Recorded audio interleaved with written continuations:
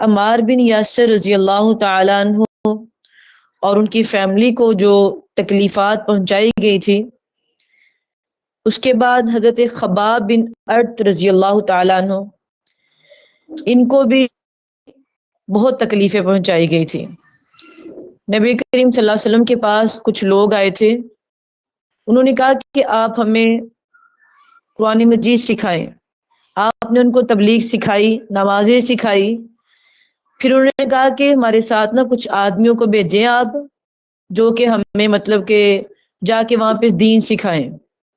تو آپ نے ان کے ساتھ کچھ صحابہ کرام کو بھیج دیا، تو انہوں نے کچھ آگے جا کے آپ کے جتنے صحابہ ساتھ تھے سب کو شہید کر دیا، جن میں سے حضرت خباب بن ارت رضی اللہ تعالیٰ عنہ جو تھے، انہوں نے پہاڑی پہ چڑھ کے اپنے آپ کو بچایا، لیکن یہ پیچھے اس کے گئے اور ان کو پکڑ لیا، اور پکڑنے کے بعد ان کو پھانسی دی گئی۔ پھانسی دینے سے پہلے ان سے پوچھا گیا کہ اگر آپ محمد صلی اللہ علیہ وسلم کو برا بھلا کہتے ہو تو ہم آپ کو چھوڑ دیں گے۔ تو اس نے کہا یہ تو ایک جان ہے، اگر میری 100 جانیں بھی ہو تو میں اللہ پر قربان کر دوں، میں محمد صلی اللہ علیہ وسلم پر قربان کر دوں، میں ان کو کبھی بھی کچھ غلط نہیں کہوں گا، ایسا کبھی بھی نہیں ہو سکتا۔ لہٰذا ان کو پکڑ کے پھانسی دے دی گئی اور ان کے جسم کو پھینک دیا گیا وہیں پہاڑوں پر۔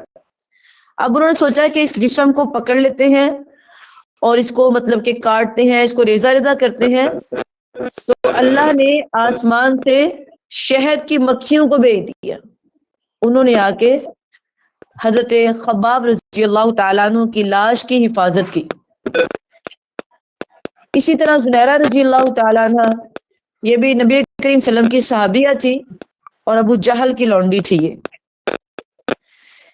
تو ابو جہل اس کو کہتا ہے زنیرہ تم میری لونڈی ہو، میرے گھر میں رہتی ہو اور کلمہ تم محمد صلی اللہ علیہ وسلم کا پڑھتی ہو، تم اس کام سے باز آ جاؤ۔ بڑا اس نے روکا، اس کو بڑا روکا، نہیں باز آئی۔ پھر اس نے ایک دن اس کو اتنی تکلیفیں دی کہ کھینچتا کھینچتا اس کو بازار میں لے گیا، وہاں جا کے کہتا کہ اگر اب بھی تم کلمہ نہیں چھوڑو گی تو میں یہاں پہ سب کے سامنے تمہیں ختم کر دوں گا، تمہاری آنکھوں میں لوہے کی سلائیاں پھیر دوں گا۔ تو حضرت زنیرہ رضی اللہ تعالیٰ عنہ کہتی ہے ٹھیک ہے، تم اپنا ستم آزما لو، میں اپنی محبت آزماؤں گی، دیکھتے ہیں آج کون پار جاتا ہے۔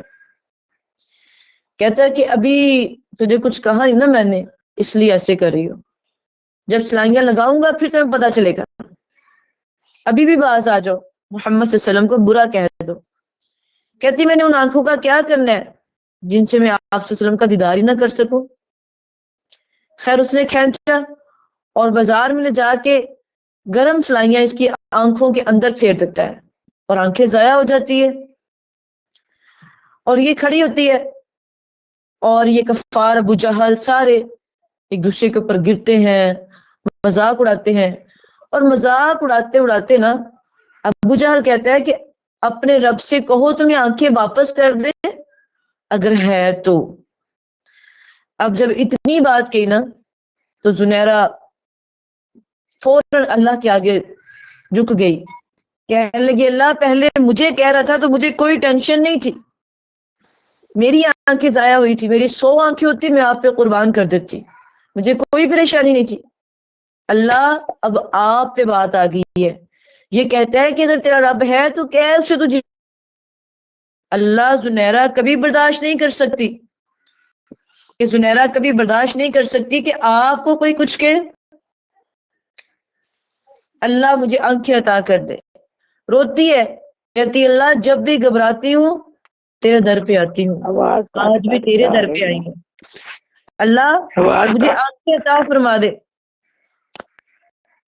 آنکھیں ایسے چلی جاتی ہے تو وہ روئی نہیں اپنی آنکھوں کے جانے پہ، لیکن جب اللہ کے بارے میں یہ بات کی گئی تو پھر اللہ سے دعا کرتی ہے کہ اللہ اب مجھے آنکھیں دے دے، کیونکہ اب میں نہیں برداشت کر سکتی کہ آپ کو کوئی کچھ کہے۔ اس سے اوپر منہ کیا ہوا ہے، رو رہی ہے، دعا مانگ رہی ہے، اللہ جی آپ کو کوئی کچھ کہے میں برداشت نہیں کر سکتی، ایسے کہہ رہی ہے۔ اسے نیچے منہ کیا تو اللہ نے اس کو آنکھیں واپس کر دی اس کی آنکھیں بالکل دوبارہ سے ٹھیک ہو جاتی ہے۔ جب آپ اللہ کو دل کی گہرائیوں سے پکارتے ہیں نا تو پھر اللہ رد نہیں کرتے، اور جو اللہ کا وفادار بندہ ہوتا ہے نا اللہ اس کو کبھی ضائع بھی نہیں کرتا، اللہ اس کو کبھی شرمندہ بھی نہیں کرتا۔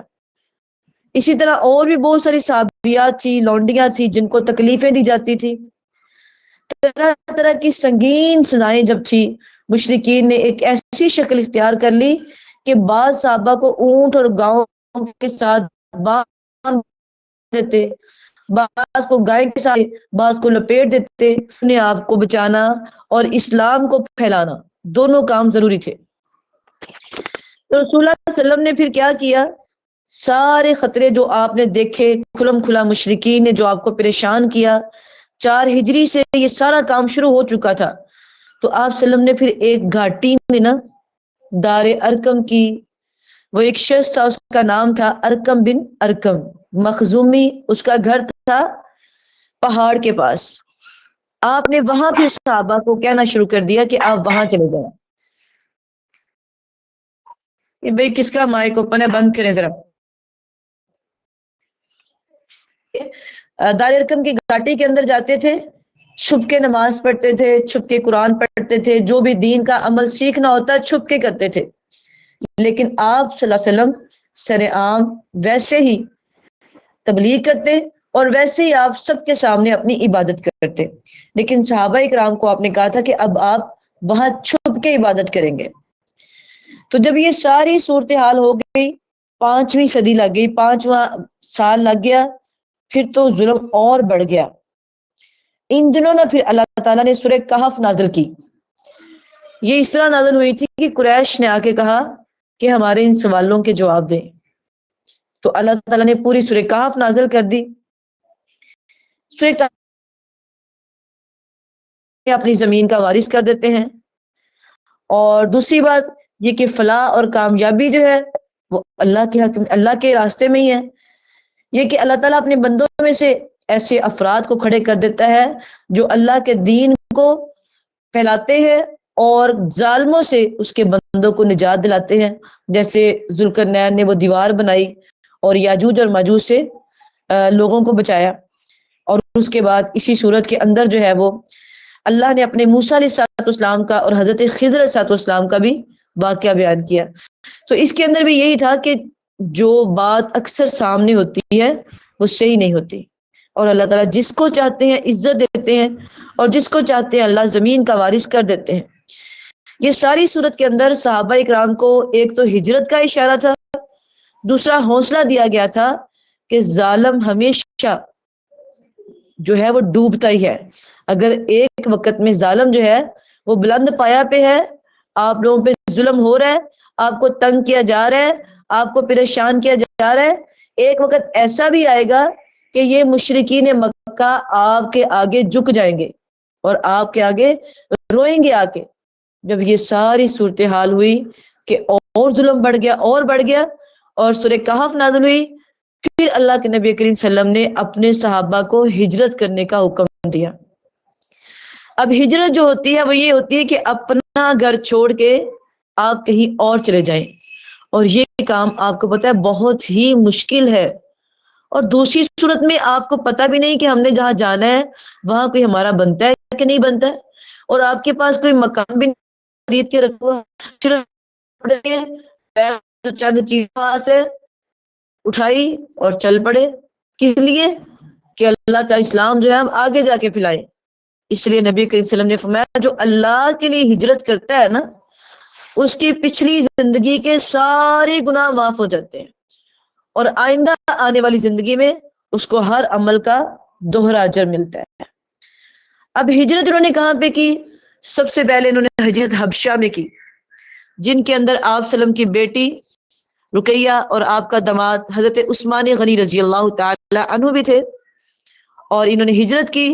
کافی صحابہ تھے، رات کے ٹائم نکلے یہ تاکہ کافروں کو پتہ نہ چل سکے، لیکن ان کو پھر پتہ چل گیا، وہ بھی پیچھے چلے گئے۔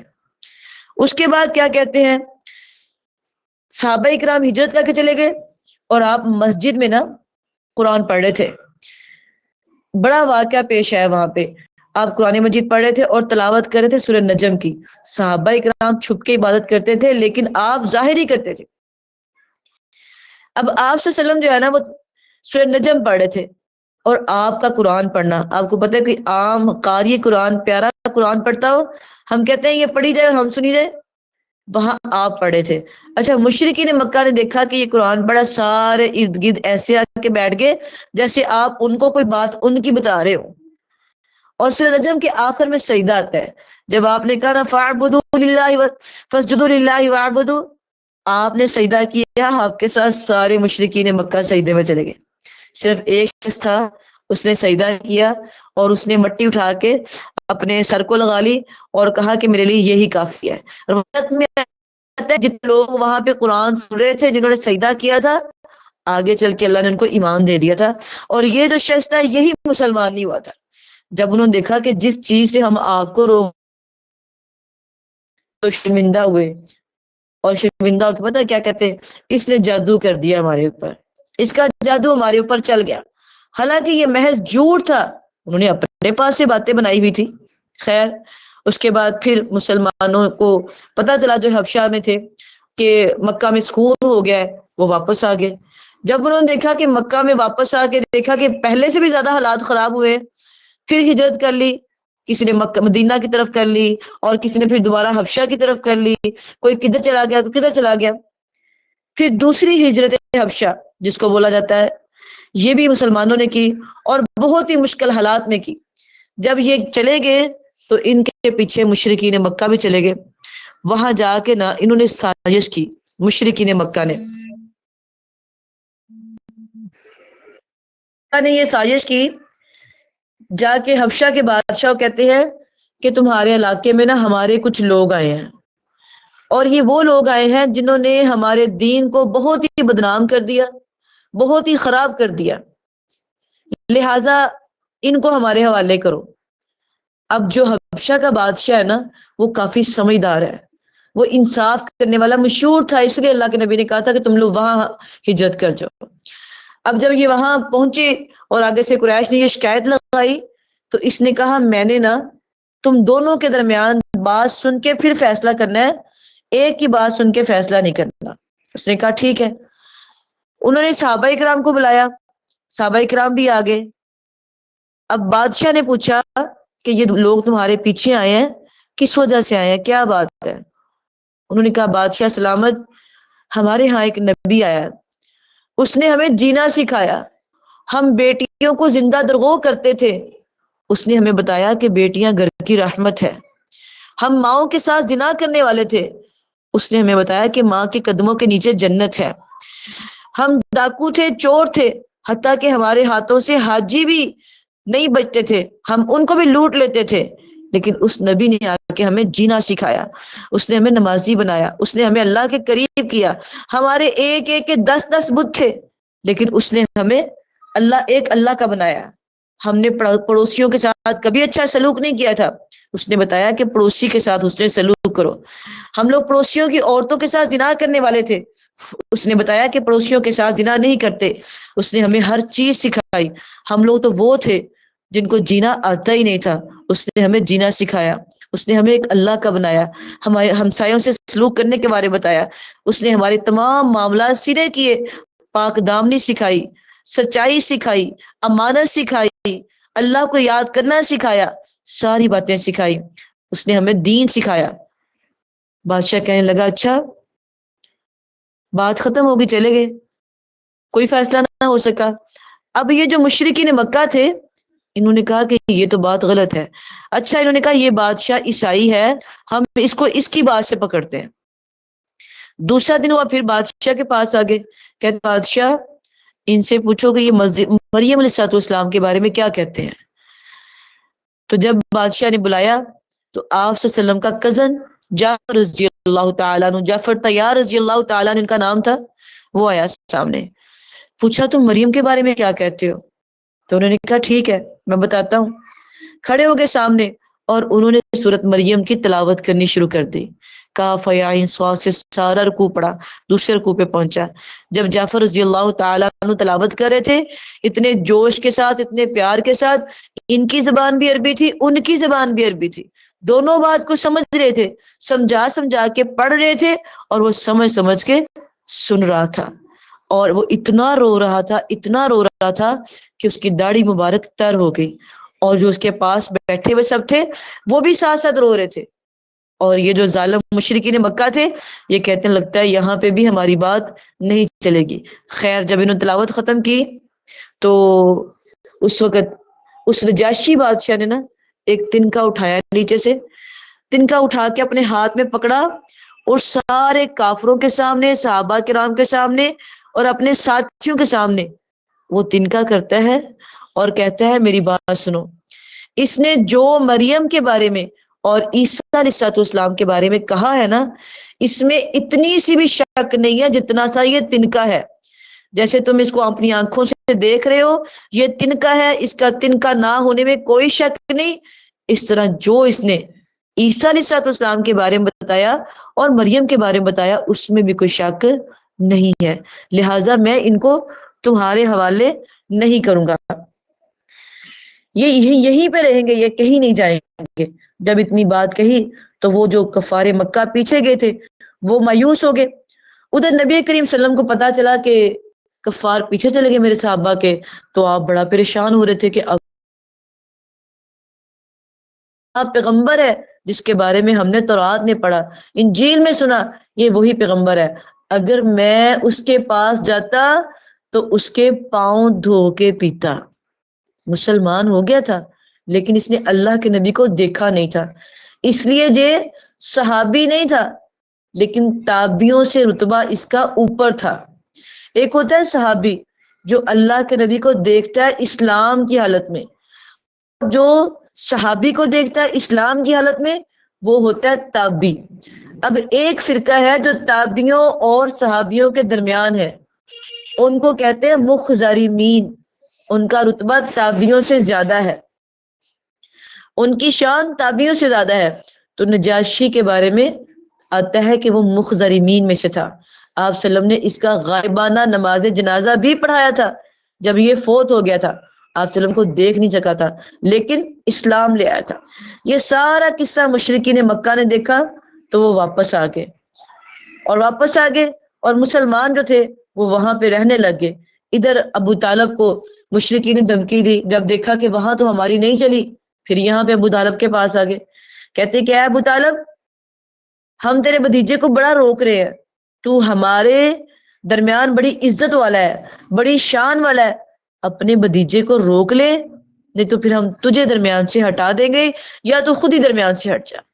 اب آپ یہ دیکھیں کہ ایک اسلام کو پہنچانے کے لیے آپ صلی اللہ علیہ وسلم کو کتنی مشقات آ رہی ہیں، اور اس ساری بات میں جو بات سوچنے والی ہے نا وہ یہ ہے کہ اللہ آسمان پہ دیکھ رہا تھا سب کچھ، اللہ چاہتے تو کن کہہ کے آپ کو غالب کر دیتے، کفاروں کی زبان بند کر دیتے، نہیں، اللہ تعالیٰ کے کچھ اصول ہیں، اللہ اس کے مطابق چلتے ہیں۔ اب جن مشرکین مکہ نے پہلے آپ کو پتھر مارے تھے، آپ کو تنگ کیا تھا، کچھ سالوں بعد کیا تھا صحابہ اکرام کو، بعد میں مسلمان ہو گئے۔ اب جب کوئی کافر مسلمان ہوتا تھا اس کی زندگی کے پچھلے سارے گناہ معاف ہو جاتے تھے، آگے وہ صحابی بن جاتا تھا کیونکہ نبی صلی اللہ علیہ وسلم کا وہ کلمہ پڑھتا تھا، اللہ کے نبی کو دیکھتا تھا۔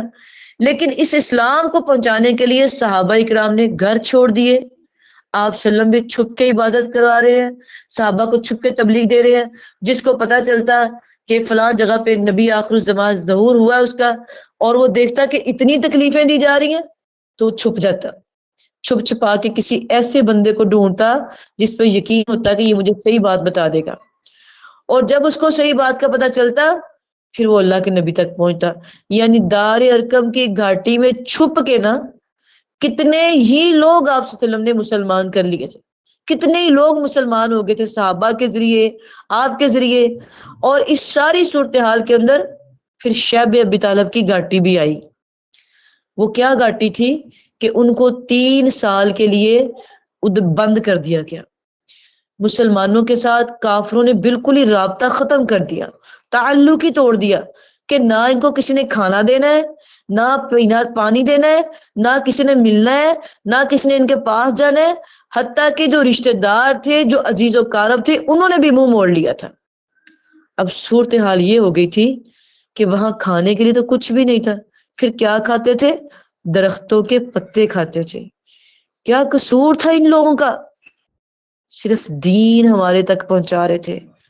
یہ دین ہمیں جو ملا ہے، جانوں پہ کھیل کے، جانوں کے نذرانے اللہ کے راستے میں دے کے، پیش کر کے، پھر انہوں نے یہ دین ہمیں پہنچایا، جس دین کو نہ صرف ہم یہ کہہ کے چھوڑ دیتے ہیں ہمارے بڑے کیا کہیں گے، ہم نے نہیں یہ کام کرنا، صرف یہ کہہ کے ہم بات کو نظر انداز کر دیتے ہیں، میرا دل نہیں مانتا اس بات کو۔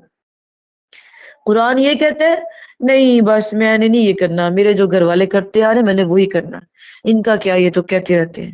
خدا را جب آپ کے سامنے قرآن و حدیث کی بات آ جائے پھر دل کی پیروی نہ کیا کریں۔ آپ ترجمہ پڑھتی ہیں قرآن مجید کا، ہم نے اس کے اندر بڑی بار یہ بات پڑھی ہے کہ مشرکین مکہ نا قرآن مجید کو پسے پشت ڈال دیتے تھے۔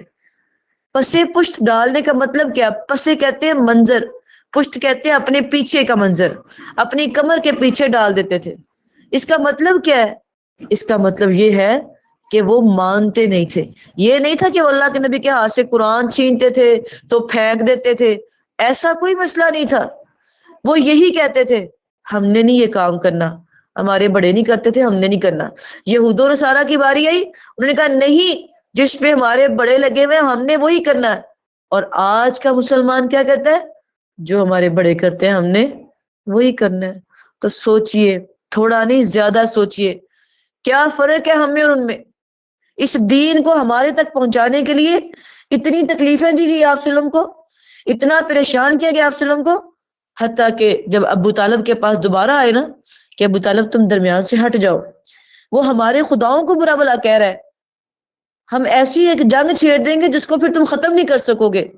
تو ابو طالب مجبور ہوئے، ان کے اوپر دھمکی کا اثر ہوا، انہوں نے آپ سلم کو بلایا، کہا بھتیجے تمہاری قوم کے لوگ میرے پاس آئے ہیں اور ایسی ایسی باتیں کر رہے ہیں، اب ذرا مجھ پر اور خود پر رحم کرو، اس معاملے کا مجھ پر اتنا بوجھ نہ ڈالو کہ میں اٹھا نہ سکوں۔ یہ سن کر آپ سلم نے کیا کہا؟ چاچا ٹھیک ہے، جو آپ کہتے میں کر لوں گا۔ نہیں، خدا را انہوں نے ایسا نہیں کہا۔ اللہ اکبر، کیا کہتے ہیں؟ کہا چچا اگر آپ نے بھی میرا ساتھ چھوڑنا ہے تو چھوڑ دے۔ سوچئے، غور کیجئے کیسا منظر ہوگا۔ صرف ایک سہارا تھا جو کھڑا تھا، آج وہ بھی کہہ رہے، ہر طرف طوفان اٹھ رہا ہے، کوئی پتھر مار رہا ہے، کوئی کچھ کر رہا ہے، کوئی صحابہ ہجرت کر گئے، کوئی ادھر ہے، آپ کو گھر میں چین نہیں لینے دیتا، باہر چین نہیں لینے دیتا، کسی ٹائم کسی جگہ پہ آپ کو سکون نہیں لینے دیتے۔ اس ساری صورتحال میں ایک سہارا تھا، وہ آج کہہ رہا ہے کہ مجھ پہ رحم کرو۔ تو آپ نے کیا کہا؟ چچا اگر آپ نے میرے ساتھ چھوڑنا تو چھوڑ دے، میں خدا کی قسم اگر میرے ہاتھ میں چاند رکھ دے اور ایک ہاتھ میں سورج رکھ دے تو بھی میں اپنے کام کو نہیں چھوڑوں گا، یہاں تک کہ میں اللہ کے نام کو غالب کر دوں، میں نہیں چھوڑوں گا۔ اگر آپ اللہ کے دین کو پھیلاتے ہیں استقامت کے ساتھ تو اللہ تعالیٰ آسانیاں آپ کے لیے خود ہی پیدا کر دیتا ہے، اور وہاں سے آپ کی مدد کرتا ہے، یہاں سے آپ کی سوچ بھی نہیں ہوتی۔ جسٹ ایک بار مخلص بن جائے، خالص اللہ کے بن جائے، کہا کرے اللہ جی مجھے آپ سے بڑا پیار ہے، میں آپ سے بڑی محبت کرتی ہوں، اللہ جی میری آپ سے محبت ہے، اللہ میں آپ کے دین کا کام کرنا چاہتی ہوں، میں اپنی اولاد کو دین کی طرف لانا چاہتی ہوں، اللہ آپ میری مدد کریں۔ آپ یقین کریں کہ آپ ایسے حالات دیکھیں گی، آپ خود رشک کریں گے اپنی دعاؤں پہ کہ میں نے یہ مانگا تھا اور اللہ نے مجھے دے دیا۔ آپ نے کہا چچا یہ جو مرضی کر لے، میں فنا ہو جاؤں گا پر میں چھوڑ نہیں سکوں گا یہ کام۔ اس کے بعد آپ کی آنکھیں اشکبار ہوئی، آپ رو پڑے اور اٹھ کے چلے گئے۔ جب واپس جانے لگے تو ابو طالب نے پھر پکارا، کہا سامنے آؤ بھتیجے، بیٹھ جاؤ، جو تمہارا دل کرتا ہے کرو، اللہ کی قسم میں مر جاؤں گا پر تمہارا ساتھ نہیں چھوڑوں گا۔ ابو طالب کو پھر پیار آ گیا بھتیجے پہ، کہا تم کرو، میں تمہارے ساتھ ہوں، جیسے دل کرتا ہے کرو، تم اپنا دین پھیلاؤ، میں مر جاؤں گا لیکن میں تمہارا کبھی ساتھ نہیں چھوڑوں گا۔ آپ سلم خوش ہو گئے، چپ کر کے چلے گئے. میں خوش ہو جاؤ, میں کبھی تمہاری آنکھوں میں آنسو نہیں دیکھ سکتا, میں کبھی تمہارا رونا نہیں دیکھ سکتا. اب جب قریش نے دیکھا کہ یہ تو پھر ابو طالب کو ہماری دھمکی کا کوئی اثر نہیں ہوا, ہم نے کہا بھی تھا یہ نہیں رکا, تو انہوں نے کہا ٹھیک ہے, اگر اب تم باز نہیں آتے تو اب تم خود ہی بھگتو. اے ابو طالب, یہ قریش کا سب سے خوبصورت نوجوان ہے, آپ اسے لے لیں, اس کی دیت اور نصرت کے آپ حقدار ہوں گے. آپ اسے اپنا لڑکا بنا لیں اور آپ اپنا بھتیجا ہمیں دے دیں. قریش نے لڑکا پیش کر دیا, کہا یہ آپ لے لیں, بھتیجا ہمیں دے دیں. اگر آپ نے ایسا نہ کیا تو آپ کی قوم آپ کے علاقے کا, ہمارے پورے شہر کا شریزہ بکھیر دے گی, حالات تنگ ہو جائیں گے, قتل و غارت عام ہو جائے گی. ابو طالب ہماری بات مان لو. ابو طالب نے کہا خدا کی قسم یہ تو بہت ہی برا سودا ہے جو تم مجھ سے کر رہے ہو. میرا بھتیجا مانگ رہے ہو, میرا بیٹا مانگ رہے ہو. تمہارے بیٹے کو میں کھلاؤں پلاؤں بڑا کروں اور تم میرے بیٹے کو پکڑو اور میں تمہیں دے دوں کہ تم اسے قتل کرو. خدا کی قسم ایسا نہیں ہو سکتا, ایسا کبھی بھی نہیں ہو سکتا. اس پر نوفل بن عبد مناف کہنے لگا خدا کی قسم اے ابو طالب, تمہاری قوم نے انصاف کی بات کہی ہے, اگر تم نہیں مانو گے تو بہت برا ہوگا. ابو طالب نے کہا جو کرنا ہے کر لو, اگر تم میرے بھتیجے تک جاؤ گے تو میری لاش کے اوپر سے گزر کے جاؤ گے, یعنی ڈائریکٹلی میں تمہیں اپنے بھتیجے تک. کہا کہ اگر تم جو بھی کرو لیکن میں تمہیں اپنے بھتیجے تک نہیں جانے دوں گا, اگر جانا ہے تو میری لاش کے اوپر سے گزرنا پڑے گا. جب انہوں نے دیکھا کہ کچھ بھی نہیں ہو رہا تو پھر وہ سارے کے سارے 6 ہجری میں نا اکٹھے ہوئے ایک گھر میں اور نبی صلی اللہ علیہ وسلم کے قتل کی تجویز کرنے لگ گئے. اس کے بارے میں انشاءاللہ کل پڑھیں گے. اللہ ہمیں عمل کی توفیق